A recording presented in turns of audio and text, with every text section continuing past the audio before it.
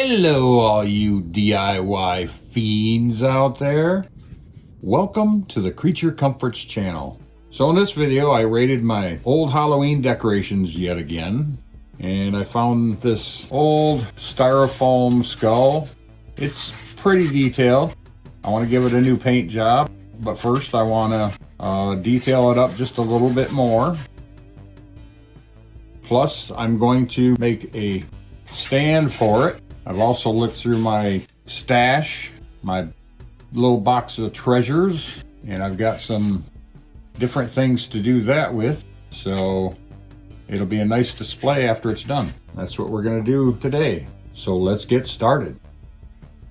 So first things first is I want to detail his teeth and the bridge of the nose. I want to extend the bridge of the nose out a little bit. Make it look not so much like he's flat-faced. And we're going to do that with JB Weld again. And with the JB Weld, it gets all over your fingers. For those of you that haven't used JB Weld or epoxies like this, so you may want to wear gloves. I don't like wearing gloves because it tends to inhibit my sculpting. And this is a 5-minute epoxy, so use a small amount of it so it doesn't cure up before you're done, before you can sculpt with it. So what I do when I make these teeth, I take one end of it, I make a fairly consistent ball.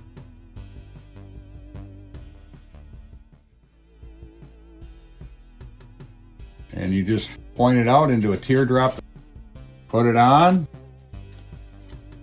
It likes to stick to your fingers. And I've noticed that this does stick, and sometimes it will pop off, but if you let it dry and make your teeth first, then if it pops off, you can always super glue it back on.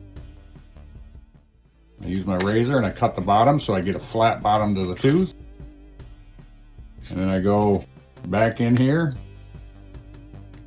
and just teardrop it back out a little bit. Then we got one tooth on there.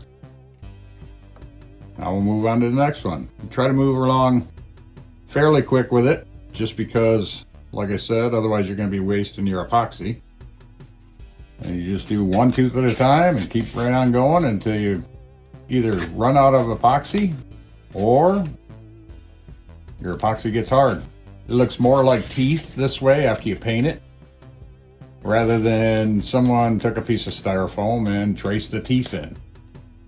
I'll continue on with the teeth and come back if I need to show you anything with the teeth, like molars or anything like that, if anything's different. Okay, what I figured out is I'd take a thin amount, cut it off the end in a full circle, and then cut it in half. Then mix it around, and then you don't have to deal with so much of the curing process. This JB Weld is pretty old, but using up what I got before it go buy new. But you just mix it around until it becomes a fairly consistent color, and it does get all over your fingers. It's kind of a pain when you're sculpting, but it's cheap and it's being put to use. And what I figured out with the bottom teeth is basically I make the same teardrop shape, place it in there, and once you got this stuff on your fingers, it likes to pull it right back off. So a lot of times I'll save my secondary or my middle finger there to kind of lightly touch it back into place, so I'm not sticking to my fingers that I mix it with.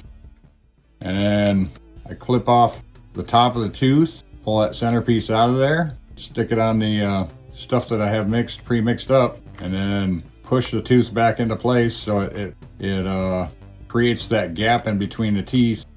The back teeth, which are a little wider, the difference is you don't necessarily have to teardrop them out so much. And the same thing applies. You just make your flat top of the tooth and pull that piece out, and you just push teeth up to complete the gap.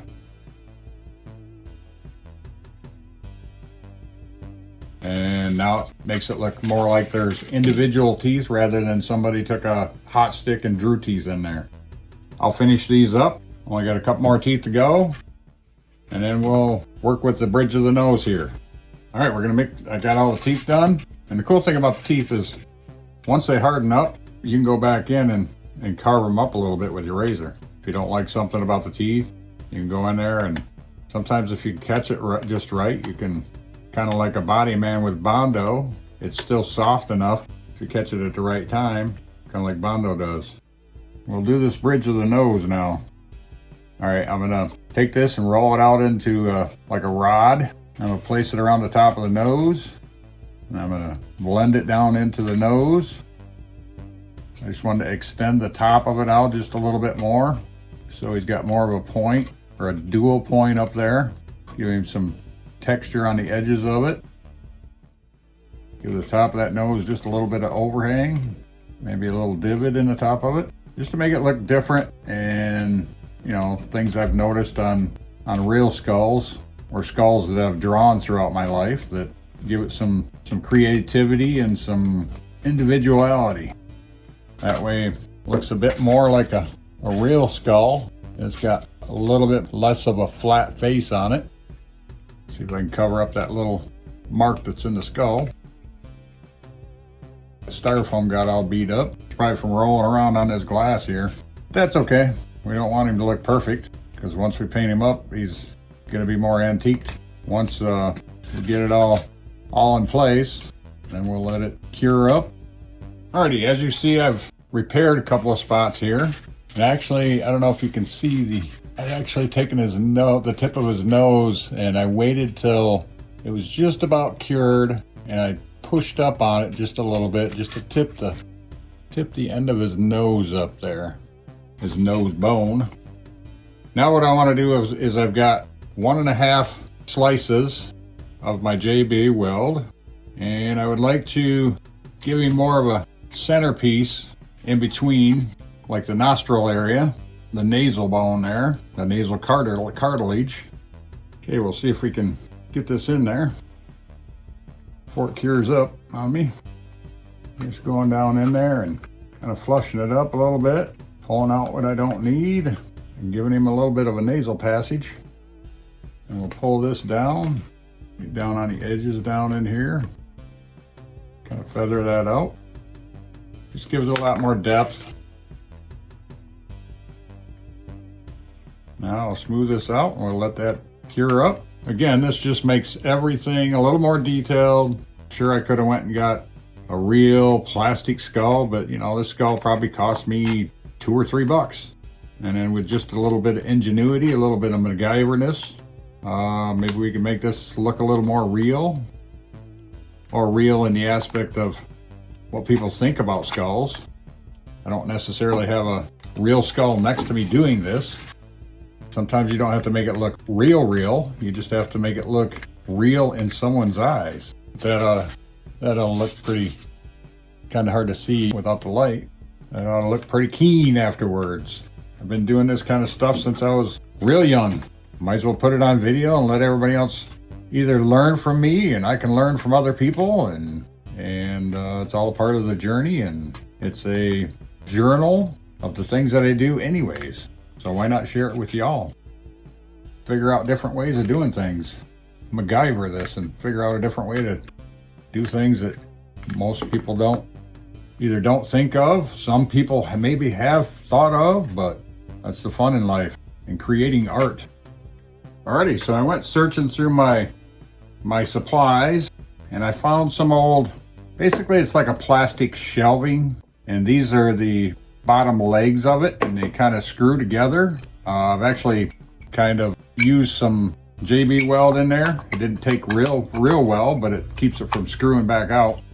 Where I'm placing this, it's got a certain height, and I've measured this all out so that it will fit on the shelf that I want it to fit on.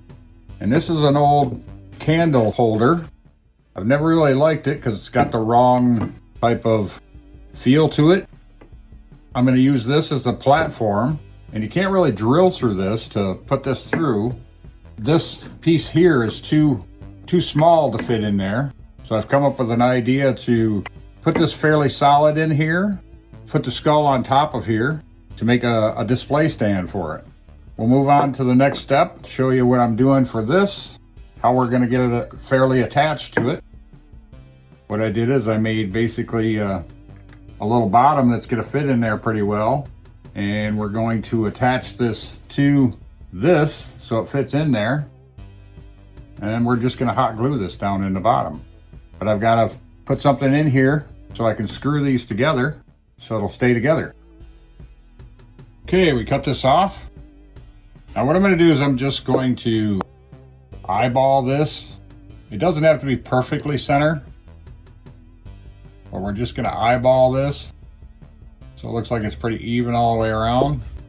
And we're gonna take our screw, put it in the center there.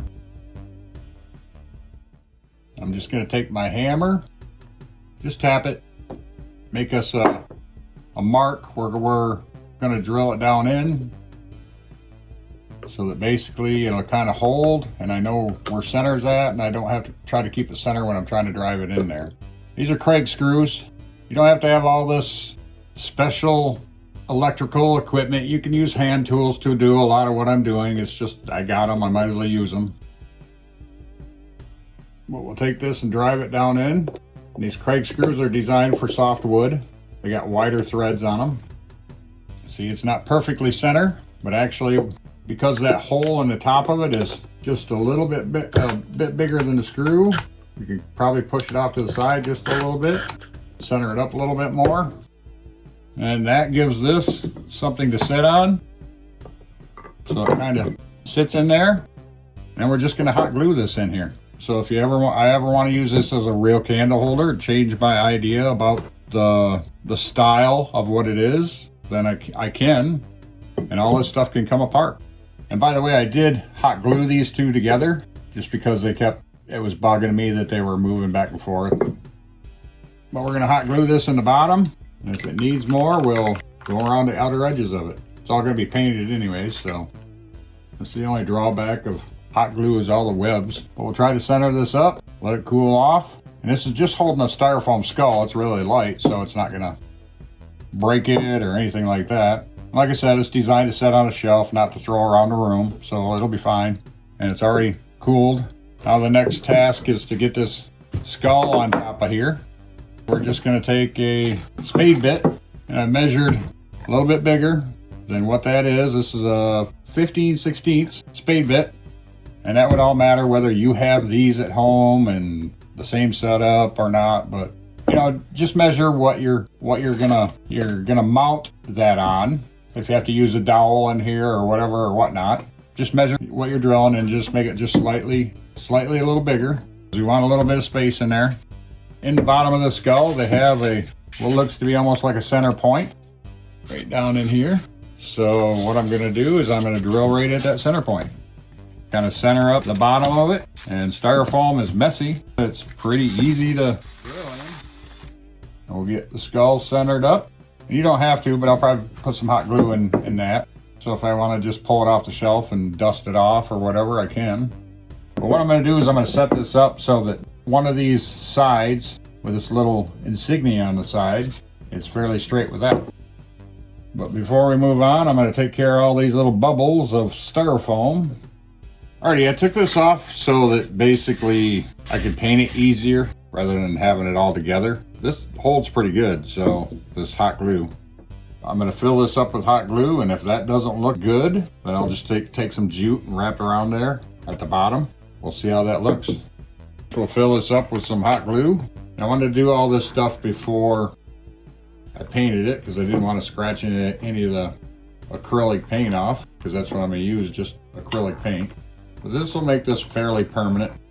But we'll let that cool, then we'll come back and we'll paint this up. I'll get my paints out, ready to go, and then we'll paint this all up.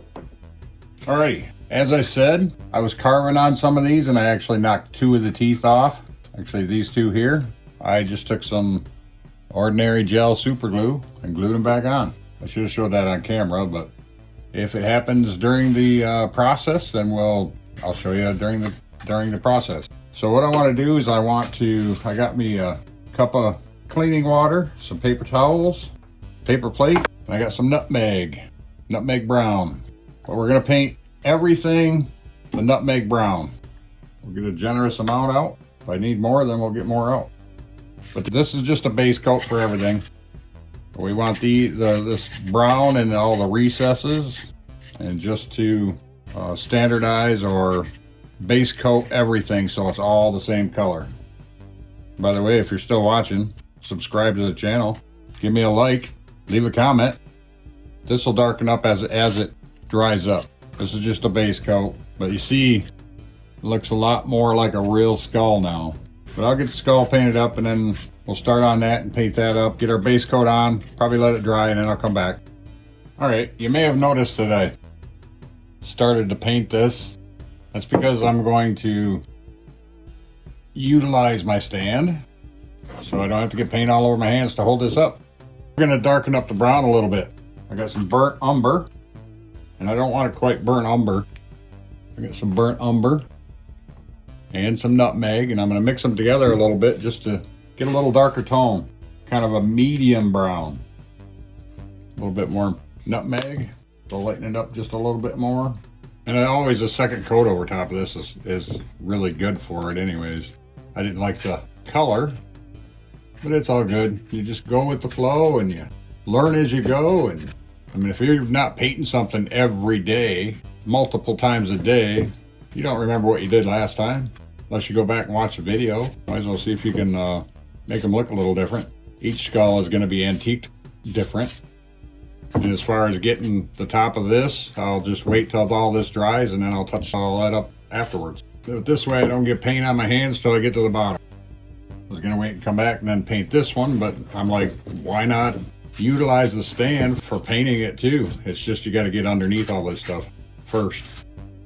But we'll come back and touch that up before we move on to the next process. The light tones over top of it, and then the dark tones, you know, like the skull's going to have lighter tones.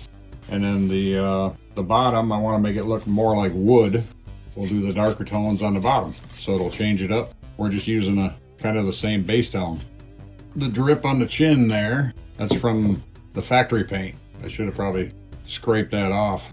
But if I do my touch-ups and everything, I could scrape it off before we move on to that. Almost makes it look like it's made out of monster mud. And then this bottom, because it's kind of a shiny object, gonna need a couple of coats. Plus we're taking a lighter color over top of the black.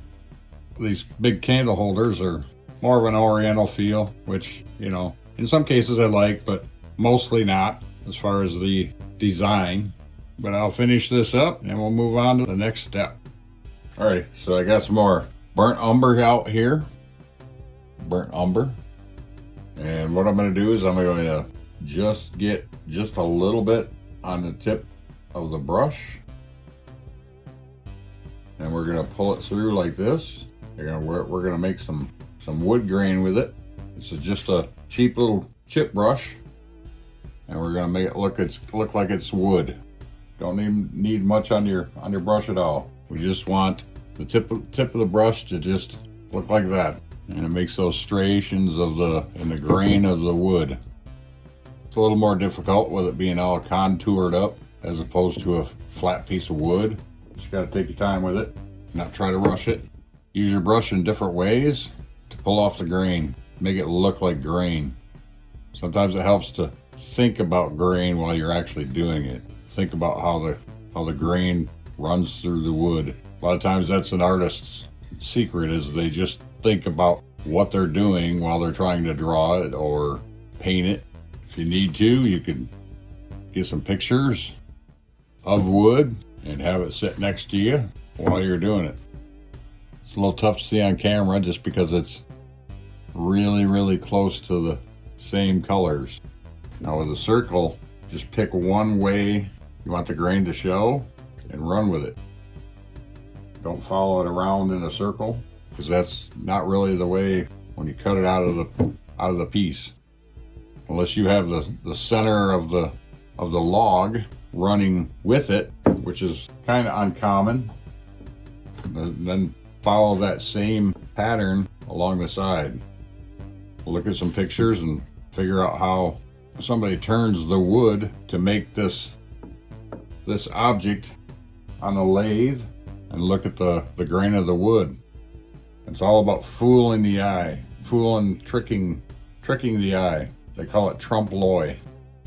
Trompe l'oeil is when you paint a painting on a wall and make it look like there's a trail going off to nowhere, and fooling the person looking at the painting on the wall, fool them into thinking that it's real. But I'll finish this up and we'll come back and show you what it looks like. See if maybe we can get some close-ups.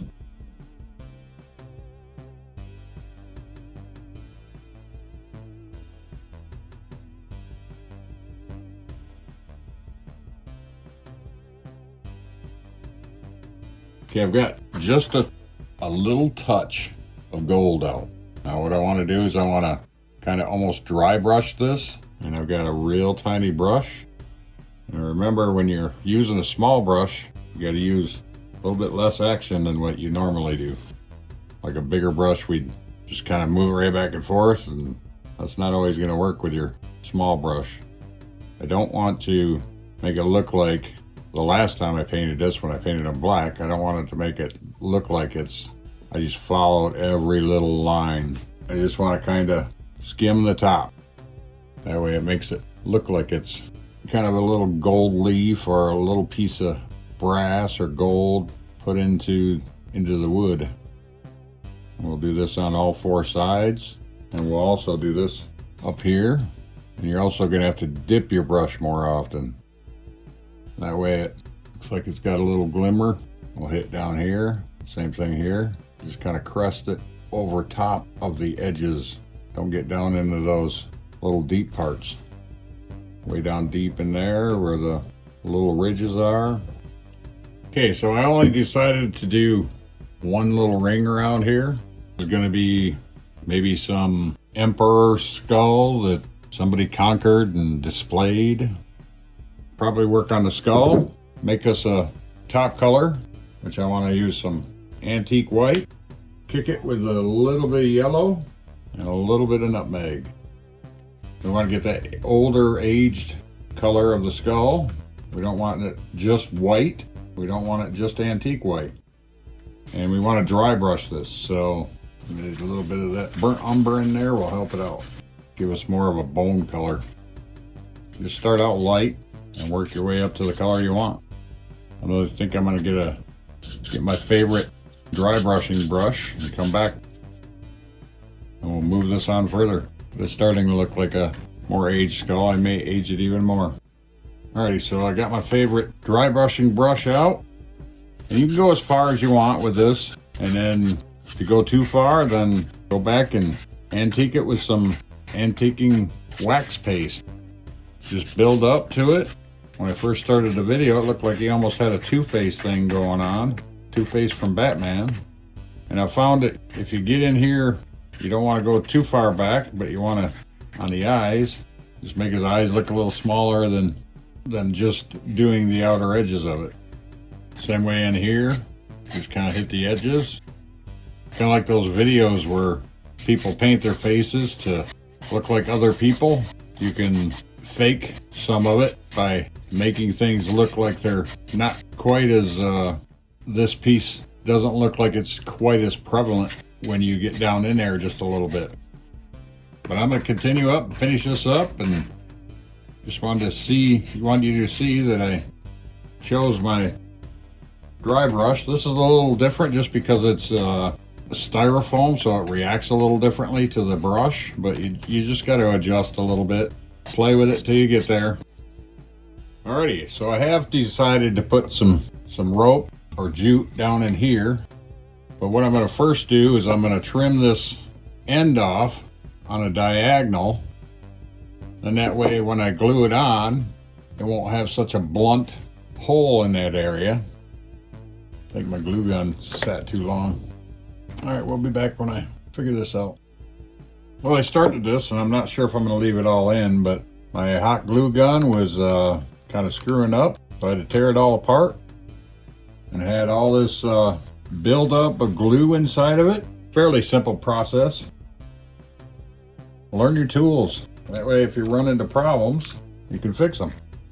Some things are not fixable. If it would have burned out something or something in there. It's pretty simple electronics, and I know this is old, but in this glue gun anyways, it doesn't have any electronics to shut it off or anything like that. And I thought it was weird that it wasn't working and it felt warm on the front of it. But I learned something new today, what the inside of a glue gun looks like. But I'm planning on putting this jute here, and if you've seen the first part of the video, which I'll try to edit it in whether I take it out or not, tapered the end of the rope or jute so that once this passes over it, maybe it won't leave such an opening in there. A little tough to get down in there.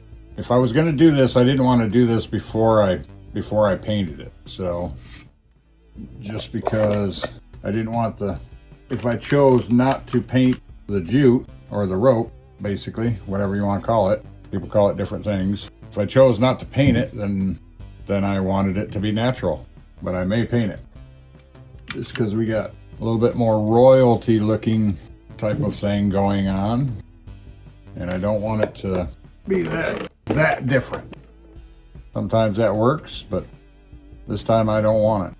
We'll let that cool off, and then we'll get Mr. Torchy out, singe these edges of this rope so it doesn't look like hay sticking up on there, and then we'll move on from that. Alrighty, so I got Mr. Torchy out, and when I said know your tools, make sure you unplug it before you investigate inside one of your tools. But we're gonna get rid of these little strings.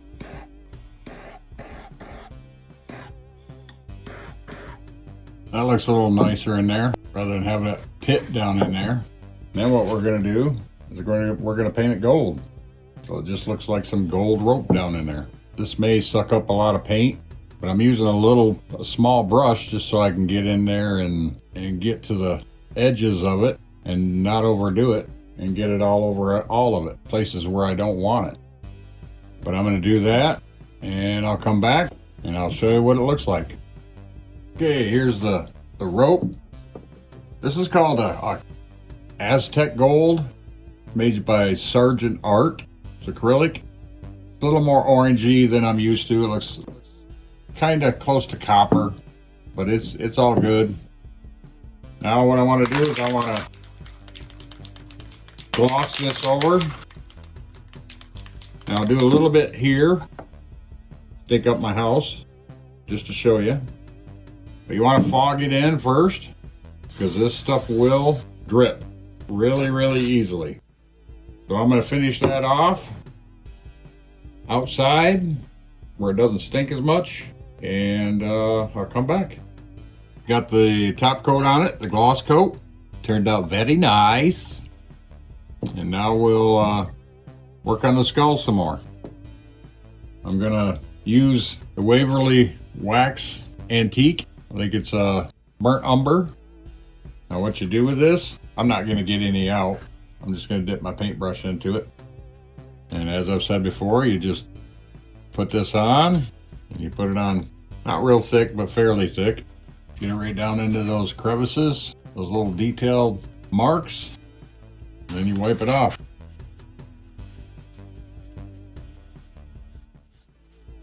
It's a little messy, so you may want to wear gloves, but just like with any other acrylic medium, it washes off your hands pretty easily.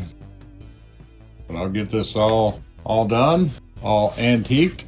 I'll come back and show you what it looks like.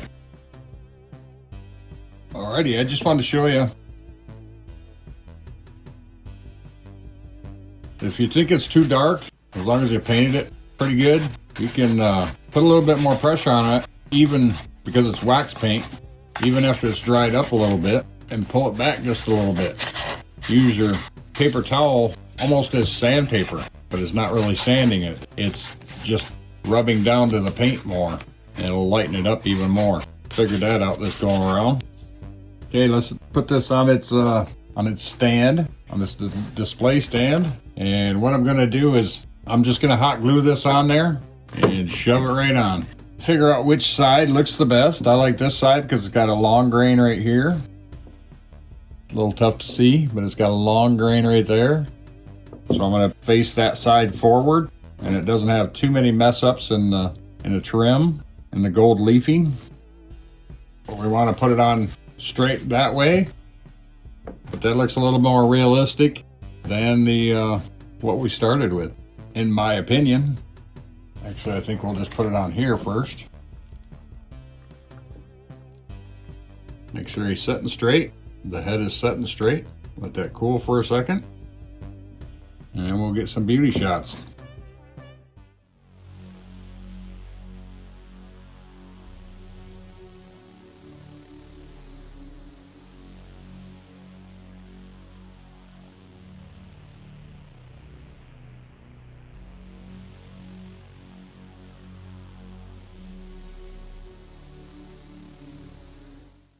Thank you for watching.